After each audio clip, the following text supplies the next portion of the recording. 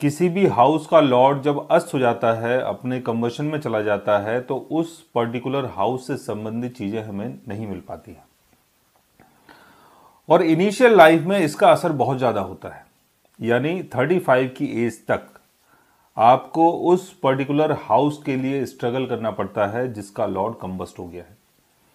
जैसे first house का Lord अगर कंबस्ट हो गया है तो शरीर के लिए स्ट्रगल हो सकता है कि आपका शरीर बहुत वीक हो सकता है कि आप जिस पहचान के लिए कोशिश कर रहे हैं, जिस नाम के लिए कोशिश कर रहे हैं, वो नाम ही आपके पास ना हो।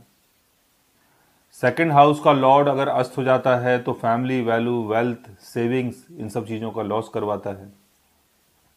थर्ड हाउस का लॉर्ड अगर अस्त हो जाता है तो मोस्टली ये देखा गया है कि आदमी के अंदर कोई स्किल नहीं होता है।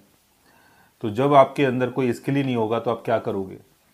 फोर्थ हाउस का लॉर्ड अगर अस्त हो जाता है तो पेरेंटल लॉस दिखाता है, और कई बार जो जहाँ पर आपका जन्म हुआ है, जो आपका होमलैंड है, वहाँ से सेपरेशन हो जाता है और कई बार कंफर्ट्स की चीज़ें नहीं मिल पाती हैं।